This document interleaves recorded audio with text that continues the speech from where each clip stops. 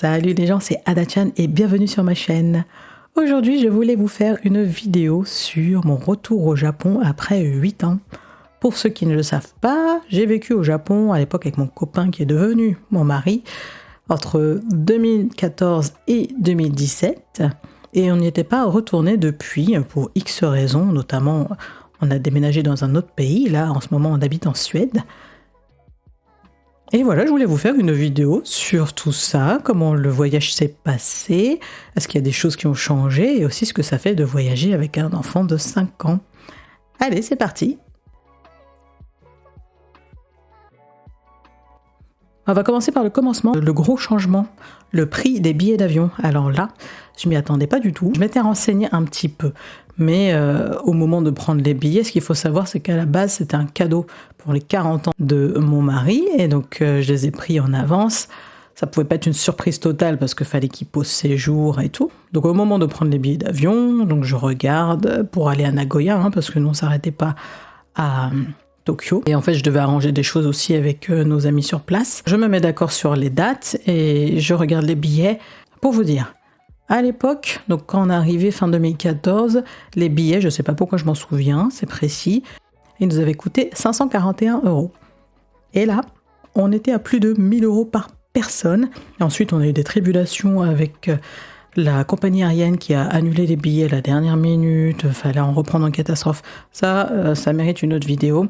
Et tout ça pour dire qu'on ne remercie pas la JAL. Et j'attends toujours mon argent. Je sais pas si de Paris ça vaut le coup, mais ça nous a coûté tellement moins cher de passer par la Corée. Donc je me dis que c'est peut-être un bon plan, ça, de prendre des billets directs qui vont en Corée du Sud et ensuite arriver au Japon. À tester. Alors déjà, où est-ce qu'on séjournait ? Nous, on restait dans l'appartement dans lequel on avait habité à l'époque. Les amis dont je parle, c'est une famille. Je vais vous raconter à peu près comment elle est constituée, comme ça, je vais essayer de pas trop m'embrouiller. Donc on a des grands-parents qui ont plus de 80 ans. Ils ont 2 filles qui tournent autour des 50 ans. On a une différence d'âge, mais on s'entend très bien. Elles ont leur mari et ensuite chacune ont un enfant. Et en fait, on traîne tout le temps avec eux. À l'époque, on traînait tout le temps avec eux et le plan, c'était aussi de les voir pendant toutes nos vacances. Et ils ont un appartement sur place à Nagoya, dans le quartier de Chikayama, qui n'est pas habité. À l'époque, déjà, il n'était pas habité. C'est juste la grand-mère qui faisait ses cours d'ikebana une fois par semaine. Jusqu'à aujourd'hui, il était encore libre. Donc moi, quand j'organisais ce voyage-là, j'ai demandé à mon amie, elle m'a dit non, mais de toute façon, je pense que ma mère, elle veut pas vendre cet appartement. Il lui tient à cœur. Donc quand vous venez en vacances, il n'y a pas de souci, on vous le laisse, quoi. Donc ça, déjà, ça nous enlevait une épine du pied. Après, on a un peu bougé. Je vous raconterai tout le voyage qu'on a fait, mais principalement, on est resté à Nagoya. Et ce qui est marrant, c'est que quand on est arrivé, on a gardé nos habitudes. En fait, il n'y avait pas grand-chose qui avait changé dans le quartier. Déjà, c'est pas du tout un lieu touristique. Donc, on était les seuls étrangers, je ne sais pas combien de kilomètres à la ronde. On avait toujours notre 7-Eleven juste à côté. Après, il y avait un petit supermarché où on pouvait acheter que de la nourriture, des boissons, ce genre de choses, mais qui était moins cher qu'un 7-Eleven. Et un peu plus loin, il y avait un grand centre commercial, c'est une marque assez connue qui s'appelle Apita. Et là-dedans, il y a une borne d'arcade, mais il y a aussi un supermarché, enfin, tout plein de trucs comme ça. Je crois qu'il y a un Daiso, un petit magasin, Yakuyen Shop, là, donc les 100 yen shop, où on achète des petits gadgets pas chers. Même ça, de toute façon, on avait un Daiso, je crois, 2-3 minutes à pied, la pharmacie, bref. C'est un petit quartier où il y a tout accessible à pied. Et nous, nos amis, ils habitent tous dans le même quartier, mais à peu près 10 minutes à pied de l'appartement où on était. Donc on avait vraiment l'occasion de se voir souvent. Et ça, c'était plutôt cool. Mais après, je crois que je devrais vous faire une vidéo sur l'amitié au Japon. Avec eux, c'est particulier, mais on a développé une amitié extrêmement forte.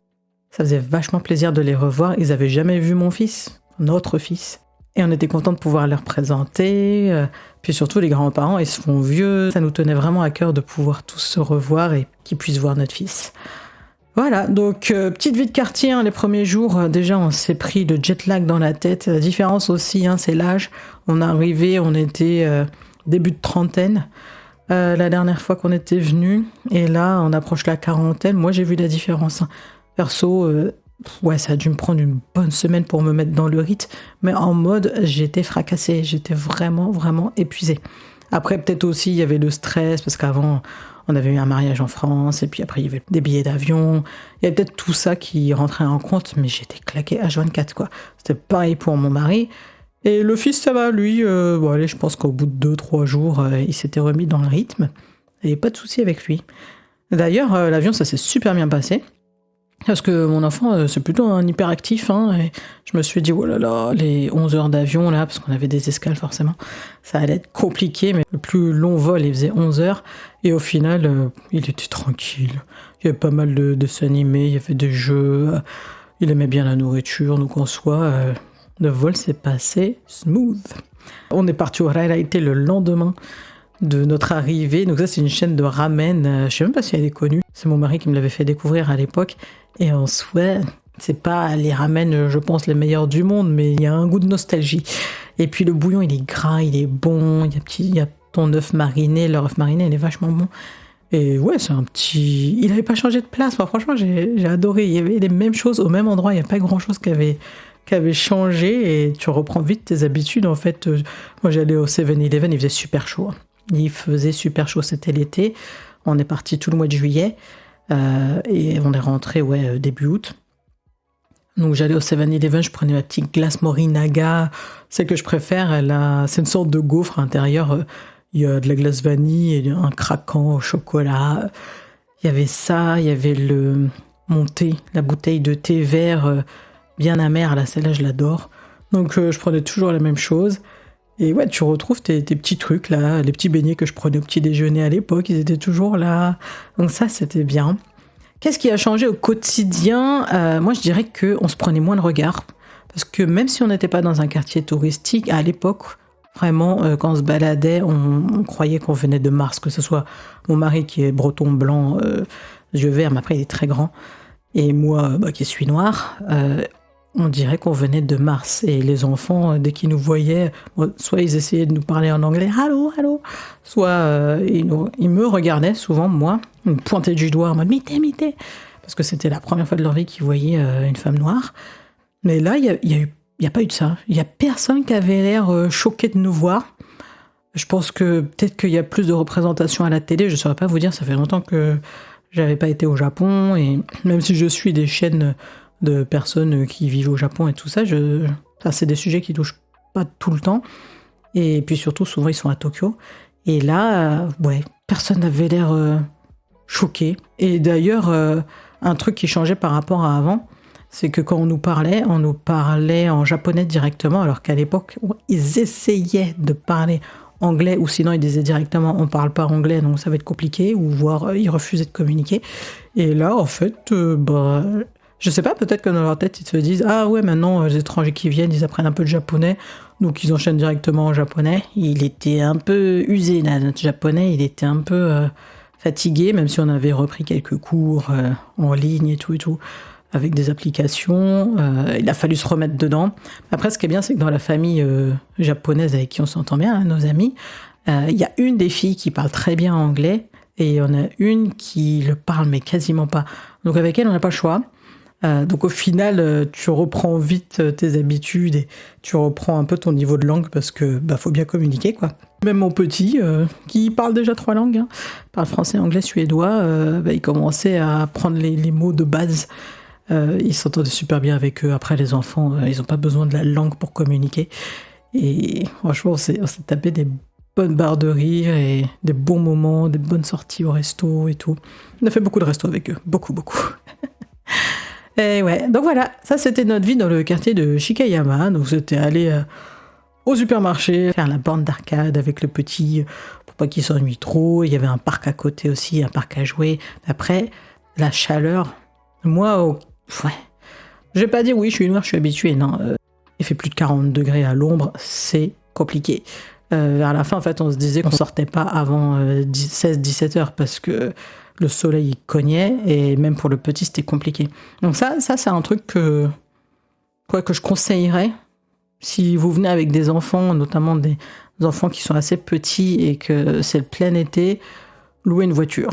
Nous on n'y a pas pensé, parce qu'on réfléchissait comme à l'époque où on n'avait pas d'enfants, et même passer d'un endroit à l'autre, même marcher 10 minutes Même marcher 10 minutes en plein cagnard, c'est pas facile pour un enfant. Donc au final, moi je me suis mis à acheter des gadgets que j'ignorais à l'époque. Donc des sortes de serviettes rafraîchissantes au menthol, des petits ventilateurs portables, on trouve ça à 100 yens au Daiso. Et j'ai même acheté une petite ombrelle. Donc vraiment, je faisais à la japonaise, parce qu'il fallait que je me préserve et mon enfant, parce que mine de ça prend beaucoup d'énergie de se balader sous le soleil. Et boire, ça vraiment quoi. À un moment, il y a le meilleur ami de mon mari qui est arrivé, c'était sa première fois au Japon. Il venait pour 2 semaines, nous on était là pour plus d'1 mois. Donc la première semaine, ils se sont retrouvés à Tokyo et ils se sont fait un road trip entre eux. Et moi je suis restée avec le petit. Et là je vais vous raconter comment ça s'est passé. C'est vraiment un pays génial pour voyager avec les enfants. Il y a des amis en plus qui sont venus en DM me poser la question, genre ah ouais c'est comment et tout ça. Je fais franchement, le Japon avec les enfants, easy peasy, c'est fait pour. Donc nous on est resté un peu à Nagoya. Donc là nos amis, ils avaient un peu peur qu'on s'ennuie, donc ils voulaient nous emmener un peu partout. Forcément on a fait plein de restos. On a fait l'aquarium de Nagoya avec une des filles Takizawa et le mari. C'était génial, il y avait spectacle de dauphins et tout ça, donc pour un enfant c'était dingue. Même pour moi, au final, c'était assez sympa. En général, j'aime pas trop les trucs où il y a des spectacles avec les animaux parce que j'ai l'impression qu'ils sont exploités. Mais on va pas se mentir, ça fait un beau spectacle. L'enfant, il a adoré. Donc, on a fait ça. Et ensuite, on a fait le lendemain le musée des sciences. Musée des sciences de Nagoya que je conseille à la terre entière. Il est pas cher. Je crois qu'il était peut-être à l'équivalent de 5 € pour un enfant, voire moins, avec accès au planétarium. Alors le planétarium c'est super sympa, après c'est tout en japonais, moi ça me dérangeait pas plus que ça, mon enfant ça l'a pas dérangé plus que ça, c'est assez joli à regarder même si on comprend pas tout ce que le mec y raconte. Il a tellement adoré qu'à la fin de la journée, après le planétarium, le musée est fermé, mon petit était là mais non, mais pourquoi j'ai encore plein de trucs à faire, et du coup on y est retourné quand son papa est revenu quoi. Donc ça c'est à faire. On a fait le parc Ghibli, donc ça je vais vous mettre quelques photos aussi parce que franchement c'était... Alors... Attendez. Je vais dire que c'était cher pour ce que c'était, mais d'un autre côté, c'est nos amis japonais qui nous les ont offerts. Alors, avec eux, on a beau négocier, quand ils veulent offrir quelque chose, ils offrent. On n'a même pas le droit d'argumenter. Ils ont toujours été comme ça. Et donc, il y a un des beaux-fils de la famille qui a voulu nous les offrir. L'autre beau-fils qui nous a emmenés en voiture, puis après on est revenu en transport. Ils sont adorablissimes. Franchement, c'est des anges.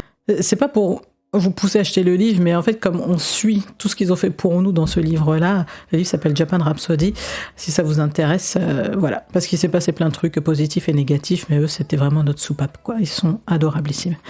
Donc, on a fait les studios Ghibli. Alors, mon fils, il connaissait le voyage de Chihiro, il connaissait...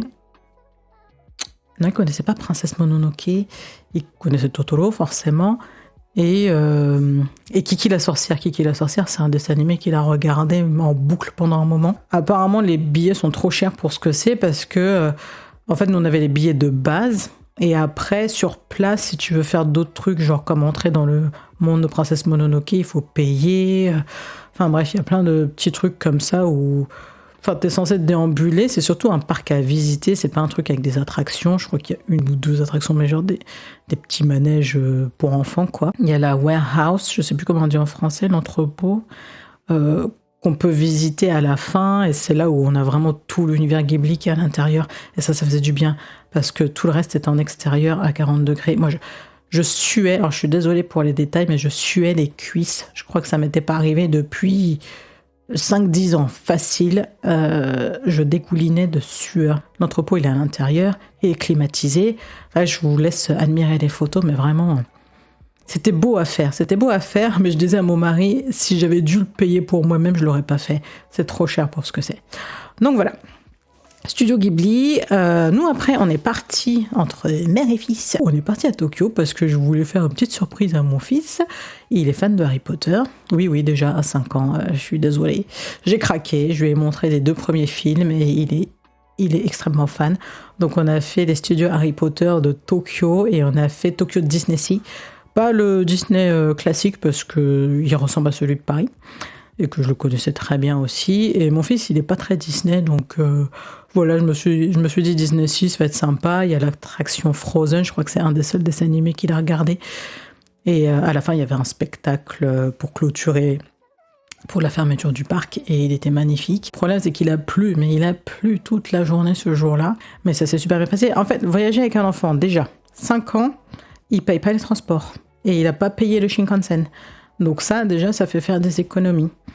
Et je me suis renseignée, hein, justement, comme j'étais pas sûre, j'avais lu ça sur Internet, quand on arrivait à la gare de Nagoya pour partir à Tokyo, donc j'avais pas pris mes billets de Shinkansen en avance, je les ai pris sur place, je suis allée dans le bureau, et là, pareil, c'est là où je vous dis vraiment, ils ont l'habitude maintenant, quoi, parce que Nagoya, c'est pas Tokyo, mais il y a de plus en plus d'étrangers. Le mec, il avait pas l'air plus choqué que ça, parce que je suis arrivée, j'ai parlé directement en japonais, et je lui ai dit, en fait, on va prendre le Shinkansen pour Tokyo. J'avais lu que c'était gratuit pour un enfant de 5 ans. Est-ce que c'est le cas? Et il m'a confirmé que oui, mais il fallait dans ce cas-là que ce soit des wagons avec sièges non réservés. Donc voilà, tout simplement. Donc on est parti, transport gratuit, génial. On est parti à Tokyo et on est arrivé, on avait un seul hôtel qui était à côté de Tokyo Disney Sea. Ça, je vous le conseille, c'est l'hôtel Maiyama parce que il est avec un enfant, 15 minutes à pied du parc. Donc après, si vous voulez toute l'expérience et rester dans les hôtels ultra méga chers qui sont dans le parc, allez-y. Moi, personnellement, avec tout ce que j'avais dépensé, j'avais pas les moyens. Donc j'ai fait l'hôtel Maiyama, super accueil. Après, à la japonaise, il y a toutes les amenities, là, tous les brosse à dents, dentifrice, rasoir, petits snacks. On avait même un truc pour masser les pieds dans notre chambre, petit pyjama aussi, il y en avait un pour moi et pour mon fils. Puis l'accueil, il était génial. Et puis, c'est un cheat code de voyager avec un enfant. Partout où il passait, les gens, que ce soit dans les transports, dans les restaurants, kawaii, kawaii. Et en fait, t'as un enfant et tout le monde a envie de te parler. Et franchement, c'était génial. Et lui, il était là, et à chaque fois, il dit, mais pourquoi les gens ils me regardent tout le temps? Alors, en vrai, je pense qu'il le regardait pas tant parce qu'il était étranger. Après, il est métis, peut-être que ça intriguait, mais après, sans vouloir me vanter, il a une petite bouille assez mignonne, il a des grands yeux noirs, marron foncé. Et ouais, les gens, ils le trouvaient trop mignon. Donc, nous, ça nous arrivait même à Shikayama, une fois, on attendait juste le bus comme ça, tranquille. Et il y a une grand-mère, elle attendait avec nous, elle regarde, elle fait, il est mignon, mais qu'est-ce qu'il est mignon, hein, vous venez d'où, machin. Donc oui, ça permet aussi de commencer des conversations avec les gens. Donc cet hôtel, super accueil, pas cher, et je vous mettrai le prix, et pas loin du parc, donc à faire, et je crois à 5 minutes à pied, il y a soit un 7-Eleven, soit un Lawson, je sais pas, il y a un combini, et donc nous, on achetait à manger là-bas. Donc le parc, les studios Harry Potter, génialissime. En plus, c'était les 20 ans, ils fêtaient les 20 ans de la sortie de Harry Potter et la Coupe de Feu. Donc c'était sous ces thèmes-là. On a mangé sur place. Et ouais, ça, c'est un truc. Tout le monde vous en parle, donc j'en ai pas parlé plus que ça. Mais ouais, le yen est dévalué, tout est moins cher. Honnêtement, on a mangé dans le parc, ça nous a pas coûté grand-chose. En plus, moi, j'avais un burger avec du foie gras dedans, du sel de truffe. Tous les deux, on en a peut-être eu pour l'équivalent de 24 €, 25 € pour un repas hyper copieux, quoi. Et après, dans le quotidien, je vous disais qu'on allait souvent... on avait notre magasin dans le quartier de Shikayama. Et le soir, ils faisaient des réductions à partir de 17h, 17h30. Ils mettaient tout moitié prix. Et honnêtement, si on prenait un bon plat cuisiné, même avec des sushis et un dessert, et la petite bière ou le petit umeshu qui va bien avec, on en avait, je me souviens, j'avais envoyé un message à ma grande sœur pour ça, on en avait pour environ 4 € par personne. C'est abusé, j'ai quasiment pas cuisiné parce qu'en fait, c'était moins cher de manger dehors, de manger dans des restos. Et ce qui était bien aussi, c'est que mon fils, et pourtant des fois il fait la fine bouche, hein, il adorait la nourriture japonaise, il a jamais bronché. Il nous invitait souvent à manger chez eux, nos amis japonais, et il mangeait tout. Dans les restaurants, il mangeait tout, il voulait tout goûter.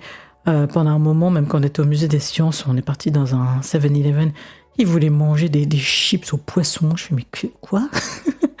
J'aurais proposé ça en Suède, tu m'aurais regardé comme si je te proposais du CACA. Donc, bref, c'est assez rigolo. Ils voulaient tout tenter. Après, c'est peut-être l'ambiance qui faisait qu'ils voulaient toujours tout essayer. Donc, transport gratuit, les parcs qui sont moins chers avec le yen dévalué. C'était génial, quoi. Et après, on a rejoint mon mari, son meilleur ami, un des fils de nos amis qui a 20 ans maintenant, 21 ans. Ouais, parce qu'il a l'âge légal pour boire de l'alcool. Il habite à Osaka, il fait une école de dessin parce qu'il veut devenir mangaka. D'ailleurs, il dessine super bien. Et en fait, il voulait nous rejoindre aussi parce qu'on avait prévu d'aller au parc USJ. Et là, par contre, USJ, oh là là, d'évaluation du yen ou pas, qu'est-ce que c'est cher. C'est super cher. En plus, nos amis, ils nous ont un peu forcé la main pour qu'on prenne les billets en avance. Parce qu'ils avaient peur qu'il n'y ait plus de billets style Fast Pass au moment où on arrive. Donc, ils les ont commandés pour nous. J'ai même pas trop eu mon mot à dire, parce que moi, je voulais prendre les billets basiques pas chers à la base. Mais mon ami, le lendemain, après qu'on en ait discuté, elle me dit « Oui, bah, finalement, mon mari, il a pris cela. Genre, un des billets les plus chers, quoi. Je crois qu'on en avait pour 150 000 yens par personne, mais pour un parc d'attractions, la folie, quoi. On avait l'entrée pour le parc Nintendo. Le parc Nintendo, il est blindé. Qu'il pleut, qu'il vente, qu'il neige, à mon avis. Et donc, nous, quand on y est arrivé, ouais, il y en avait pour l'attraction Mario, 3h45 d'attente. Yoshi, c'était 2h30 d'attente. Les Minions, pareil. Et nous, c'était inclus dans notre Fast Pass. Et même avec ça, on attendait un bon 20-30 minutes pour accéder à l'attraction. Ok, c'est ce que tu payes, mais pourquoi c'est aussi cher, quoi? Au final, il y a une des attractions qui était dans nos Fast Pass. On avait le truc avec 7 attractions. Il y en avait une qui était fermée, ils nous l'ont remboursée. Ils ont remboursé la partie du billet qui correspondait à ça, heureusement.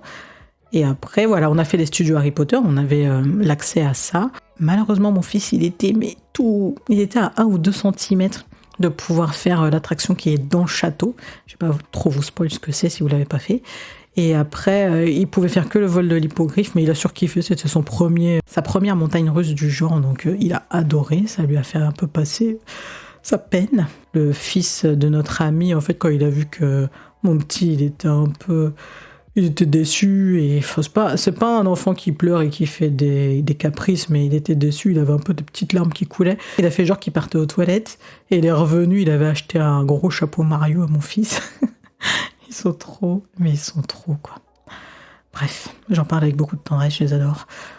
Et j'aime pas beaucoup de gens, donc vraiment, ils sont géniaux. Enfin voilà, ça par contre, les pluies diluviennes l'été, là... Si vous pouvez arriver mi-juillet, vers fin juillet, août, ça se calme un peu. Mais des fois, il y a des journées où il pleut non-stop, quoi, dans cette région-là. Parce que je crois que Tokyo, c'est un peu avant la grosse saison des pluies. Donc c'était une journée de pluie, et sur la fin de la journée, la pluie s'est enfin arrêtée. Et donc mon fils et son père, ils sont retournés dans le monde de Nintendo parce qu'ils avaient un bracelet connecté, là. Le bracelet Mario, offert encore une fois par le fils de notre ami. Franchement, je ne sais pas quoi faire de ces gens-là.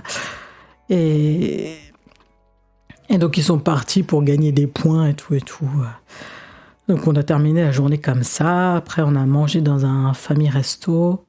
Ah, vous voyez, j'ai oublié un truc à faire avec les enfants. Alors je ne sais pas si vos enfants ils regardent des mangas ou pas, mais moi mon fils il est fan de Captain Tsubasa. Et il y a une gare à Tokyo qui est consacrée à ce manga-là. Donc on est parti visiter ça avant de rejoindre son papa à Osaka. Et après, il y a tout un parcours où on peut trouver des statues correspondantes. Je crois qu'il y en a 5 à trouver. Donc on a fait ce parcours-là avec mon fils. Et on avait fait un autre family restaurant. Et ces familles restaurants-là, en fait, c'est fait en gros pour les familles. Et à chaque fois, ils donnent un petit jouet à l'enfant. Souvent, c'est des formules qui sont pas chères et tout. Genre, vraiment, la nourriture au Japon, ça coûte que dalle, quoi. Après ce séjour à Osaka, il y a le meilleur ami de mon mari qui est resté 3 ou 4 jours. Donc, on lui a fait à peu près découvrir les quartiers de Nagoya parce que lui, il connaissait pas du tout. On a fait Sakae parce qu'il connaissait pas. Voilà, on est parti manger des spécialités, les maze soba. Mais les maze soba de Nagoya, c'est des Taiwan ramen. C'est assez épicé, c'est vachement bon. Et je ne dis pas qu'on en trouve que dans cette région-là, mais ça vient de cette région-là. Donc on lui a fait découvrir des petits trucs, on a fait le quartier d'Osukanan. Voilà, il y a des choses à faire à Nagoya. Franchement, on peut ne pas s'ennuyer. C'est un peu l'enfant mal aimé du Japon, mais on peut rester 3-4 jours sans s'ennuyer à Nagoya. Nous, on y est resté quasiment un mois, donc surtout quand on est posé, on a son appart et tout ça, en fait, on fait sa petite vie, hein, donc c'est cool. Lui, elle est repartie, et quand elle est repartie, on est parti à Takayama, Gero City, là, cette région-là, les Alpes japonaises. C'est ça, hein, je crois qu'on les appelle les Alpes japonaises. Donc là, on est parti avec une des filles et son mari, et on allait rejoindre des amis de la famille là-bas qu'on connaissait déjà. On était déjà partis chez eux à l'époque. À la base, ouais, le mari, donc la femme, c'est une femme au foyer. Ils sont vieux, hein. Ils approchent des 80 ans facile.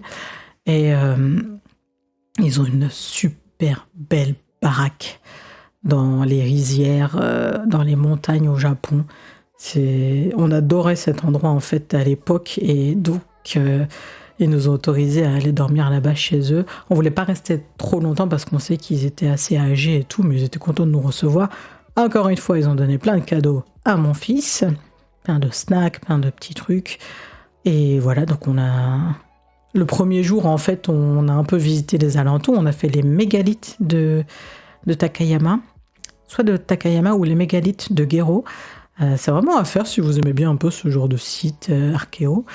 Et en plus, à ce jour-là, on est arrivé, il y avait un passionné qui était là parce que il y a une horloge solaire qui est formée là-bas par des rochers qui sont disposés de manière un peu étrange. Et en fait, les historiens n'arrivent pas à se mettre d'accord. Ils ne savent pas si ça s'est fait naturellement ou si c'est des gens qui ont posé ces grosses mégalithes-là.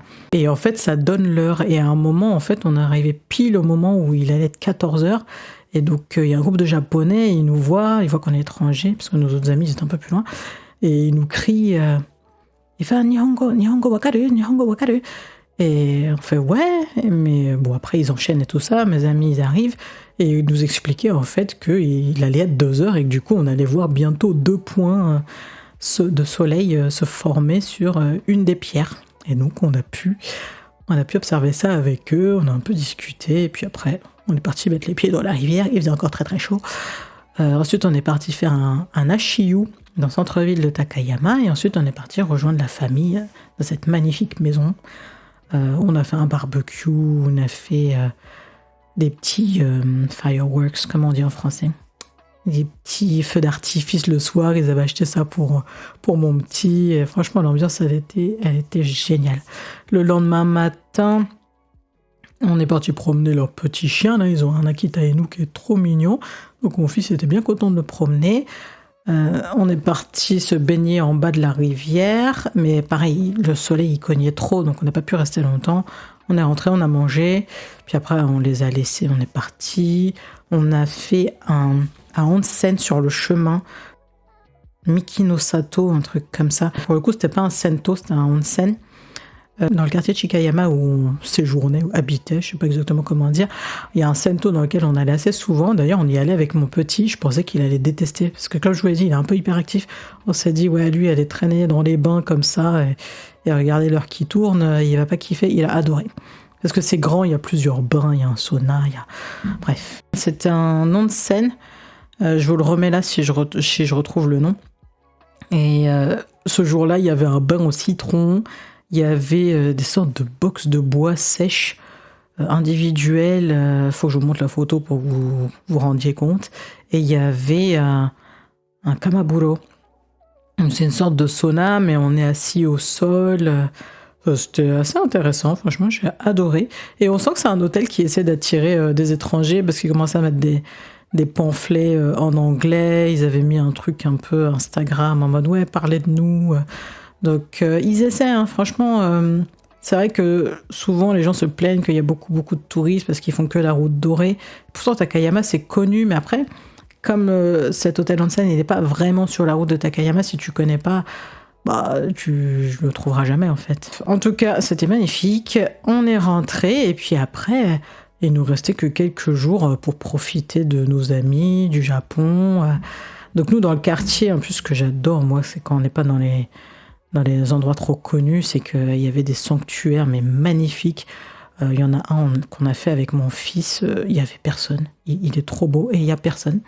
Et je crois qu'il n'y a jamais personne en fait, parce qu'il n'y a pas de touristes qui se baladent dans le coin, à part pour des événements particuliers avec les Japonais. En fait, il se passe rien, quoi. Donc c'est magnifique à visiter. On l'a fait le matin parce qu'il faisait pas trop chaud encore. Et je vous mets quelques photos là aussi. Pour terminer, il y avait le Nagoya Cosplay Summit. Ça aussi, j'ai mis plein de vidéos. J'ai un petit TikTok aussi, il n'y a personne dessus, mais j'ai mis plein de vidéos dessus. C'était sur une journée, on a vu des costumes de malades. C'était génial. Donc on a fait ça avec mon fils, lui il a adoré, il voulait s'habiller en Harry Potter, donc il s'est habillé en Harry Potter. Et moi j'avais une perruque rouge. Et du coup je passais pas inaperçu, hein, parce que quand même je reste une femme noire avec des cheveux rouges. Donc on s'est fait interviewer par la télévision locale, mais ils m'ont fait tellement rire. Au début il y a un mec qui m'alpague, c'est un japonais, et le mec qui était à côté de lui, c'était, je pense, un Australien, parce qu'il parlait anglais mais avec un autre accent. Et il voulait faire l'interview en anglais. Je sais même pas. On est passé à la télé et on sait pas où, on sait pas sur quelle chaîne, j'en sais rien. Et en gros, il me dit oui, est-ce que je peux vous interviewer et tout ça. Et mon fils et mon mari, ils étaient sur des marches un peu plus loin. Je fais ouais, je suis là en famille et tout. Ils ont fait oui, ramenez-les tous, mais genre en mode photo de famille. Donc ils voulaient qu'il y ait mon fils et mon mari sur la photo. J'avoue, ça faisait le truc. T'avais le grand blanc, la Renoir et le métis au milieu là. Donc ils nous ont posé des questions sur qu'est-ce qu'on faisait à Nagoya, pourquoi on était là au Cosplay Summit et tout. Et à la fin, en fait, ils ont coupé la caméra et t'as le journaliste qui me dit ah mais vous devriez revenir l'année prochaine déguisé. C'est vraiment ce truc, je pense qu'ils voulaient voir une femme noire en cosplay. Et puis, franchement, il y a quelques personnages qu'on peut faire. Moi, je pense à Mel Medarda d'Arcane, par exemple. Pourquoi pas? Enfin, je digresse. Donc on a terminé là-dessus, et puis après ça a été le grand au revoir à nos amis. J'ai vu aussi une amie, une ancienne collègue de l'époque où je travaillais. La plupart des collègues de l'époque, ils sont rentrés dans leur pays. Elle était encore là, elle s'est mariée avec un Turc, pas avec un Japonais. Elle a une vie depuis que je suis partie, c'est tout un film, donc je vais pas en parler là. Peut-être que j'en parlerai dans une autre vidéo si elle m'autorise, parce que c'est plutôt sur du sérieux et c'est pas des aventures drôles qui lui sont arrivées. Mais voilà, elle est toujours au Japon, elle est en train de passer un master. Et voilà quoi, donc je l'ai revue elle. Puis après, on n'a pas trop eu le temps de revoir d'autres personnes, donc on restait surtout avec ceux qu'on connaissait déjà, c'était déjà pas mal. Le séjour s'est terminé avec un grand repas de famille, bien sûr. Et ensuite, il y a un des fils qui nous a amenés à l'aéroport. Et voilà, on s'est dit au revoir et on est rentré. Qu'est-ce que je peux dire en conclusion? En conclusion, je peux dire que le Japon n'a pas tant changé que ça. En tout cas, la nourriture toujours aussi bonne et toujours aussi peu chère. Les billets d'avion pour y accéder, effectivement, vous avez vu, c'est très cher. Mais après, sur place, vous vous y retrouvez assez facilement. C'est facile, c'est extrêmement facile de voyager avec un enfant. Et en plus, ça vous permet aussi de vous connecter avec les Japonais sur place, parce que ils vous parlent tout le temps quand vous avez un enfant. Et puis voilà. Donc, si vous prévoyez de voyager dans pas longtemps, j'espère que ça pourra vous aider aussi, que ça vous motivera à passer par Nagoya. Et je vous dis à la prochaine.